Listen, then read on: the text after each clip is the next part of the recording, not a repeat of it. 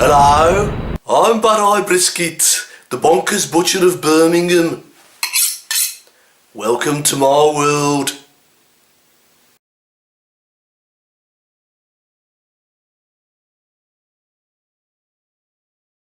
Welcome, messieurs. Sit yourself down and meet the best pork butcher in town.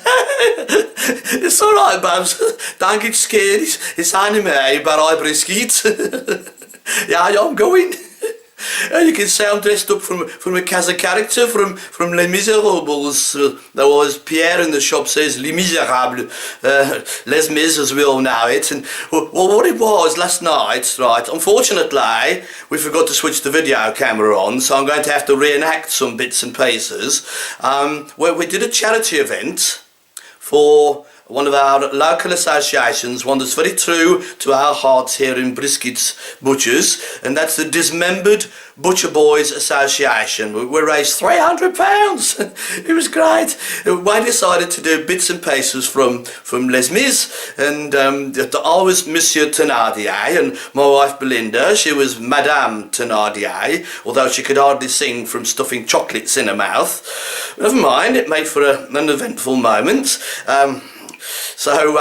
Yes, it is great. And unfortunately, I forgot to switch the video camera on. Otherwise, you could have watched the whole event. And now we managed to drag some of the workmen's barricades from outside, those big orange barricades, into the shop and create our own commune barricade. It was very good. We stuck most of them on top of the butcher's block. It was quite effective, actually, excepting being rather orange. Anyway, so today I thought to do a little video for you. I'm going to do some excerpts from what we did. The boys and girls in the shop, they're all too busy at the moment, so I've come up on a break as usual. So I'm going to have to be everybody. So I hope you enjoy it and get a flavour of what we did the other night. Oh dear, it's going to be great fun. It's great fun. Alright, I'll be introducing each actor as we go along. Right, see you in a bit. Right, first off is old Ted, who comes into the shop on a Tuesday and a Thursday to cut bacon.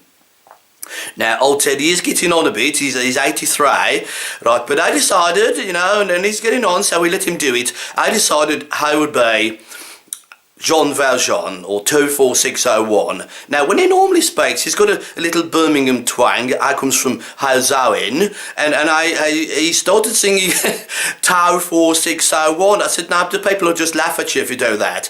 So he gave me a look like that.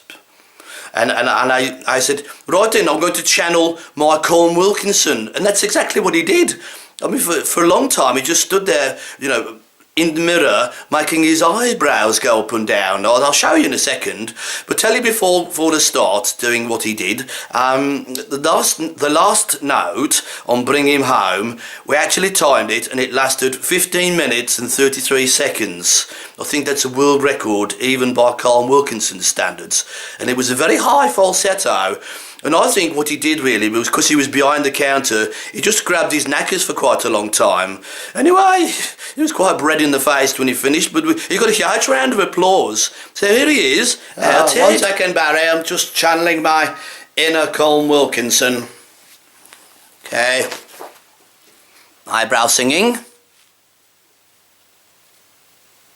Alone. Alone. Mouth. Dearest Cosette, Javert, Fontaine, forgive me now, 24601. Alright, Barry, I think I'm ready. I think so. Better do it now before I forget. There we go, right. Take 33. Alone I wait in the shadows, I count the hours till I can sleep. I dreamed a dream, Cosette stood by, it made her weep to know I die.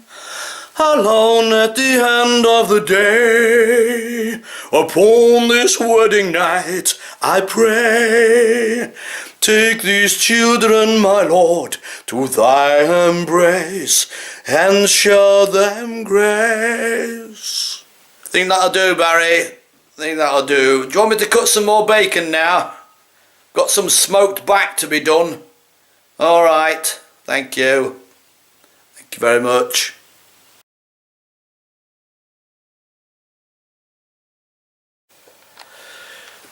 I'll tell you what was very interesting, and it worked out quite well actually. For the evening where we did the Les Mis reenactments, we had, instead of a runaway cart, which is a very big thing, and we didn't want to hurt anybody, we had a runaway butcher's bike with a basket on. So we filled it to give it some weight with about, I think there was 10 legs of pork in there with a blanket over the top so nobody could see them. And we had a chopped dummy laying on the floor, and we got it to fall over on it, and then Ted, as Jean Valjean, lifted it up. It was great, really good, except you know, one of the legs of pork rolled out and it kind of spoiled the effect really. But never mind, people thought it was funny, those who knew the show. Those who didn't know the show would a bit bewildered, to be honest with you. But never mind, it's all part of the fun.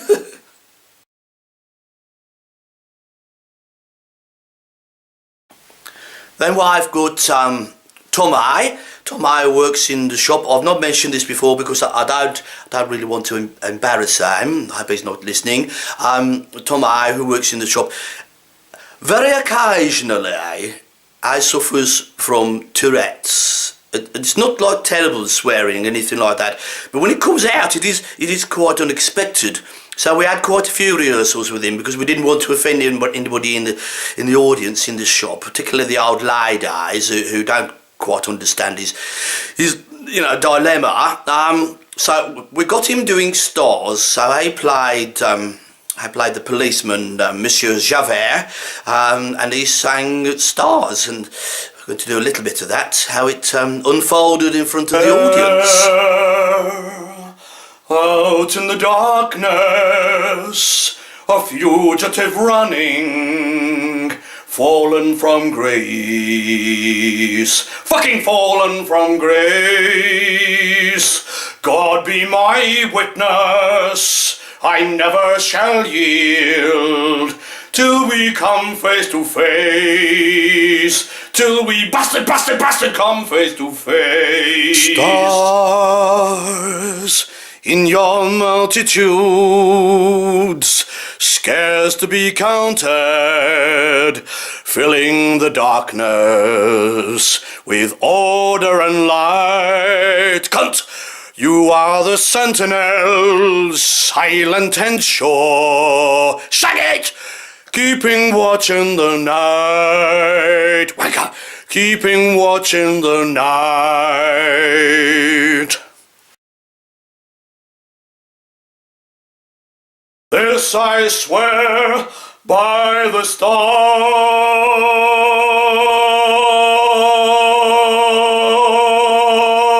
Fucking whacking piss pots.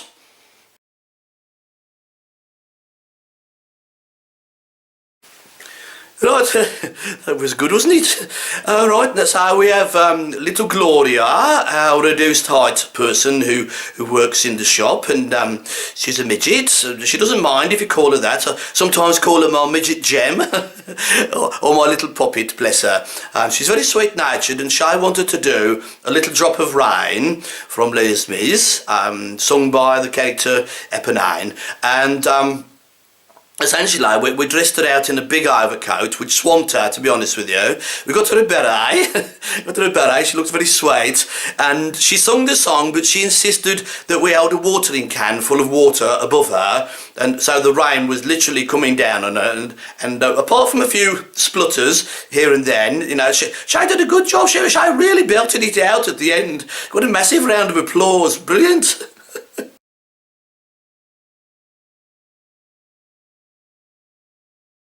Yeah, I wasn't too sure about this one, but apparently they can't sing and they're not a boy band and they're not going to try.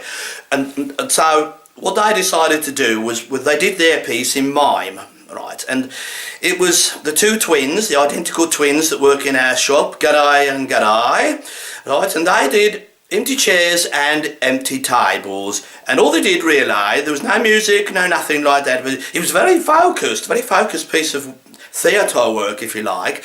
They brought on some empty chairs and some empty tables, and they just carried them round the room like this, and they all looked very serious and very sad, and at the end they did a face palm thing, like, you know, they were going to burst into tears because all their comrades had been killed at the barricades. When I say it was moving, it was moving in its own way, but only because they moved about, you know, the space they were given. I think some of the customers were a bit puzzled by it, really, and they went across and told them it was performance art, really. So not sure that one worked, but you know, it didn't last very long, so that's all right, isn't it? Bless them. Garai and Garai. Oh dear, big hand for Garai and Garai.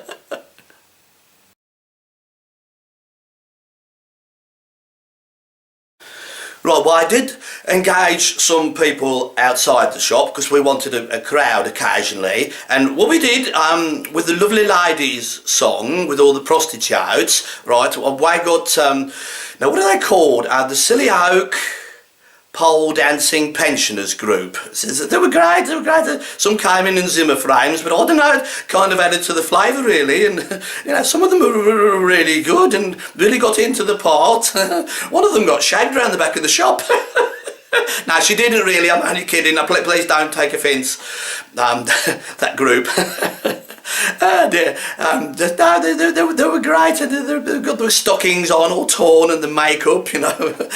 That's how they normally dress, but they made a special effort by putting a few more smears here, you know. So, oh dear me, oh dear me. Right, who's next? Who can I think of? Oh yes, I remember.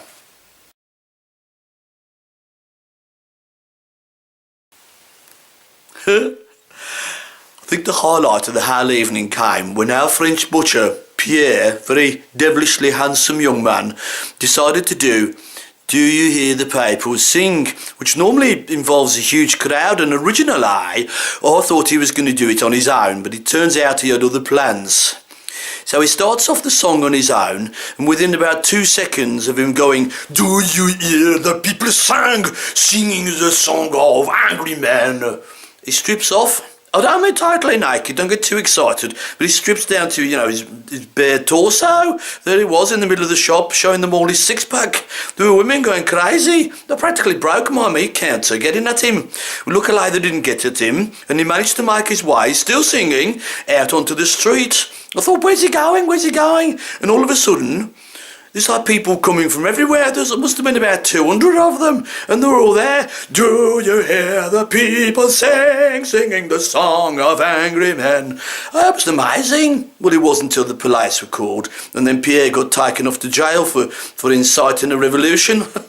Never mind, he's out now, and I think he's calmed down, but he did get a bit chilly without his top on. They wouldn't give him a blanket nor nothing. Well, that's British police for you, isn't it? Anyway. There you go, that's Pierre's story, and Do You Hear the People Sing? Oh, dear me.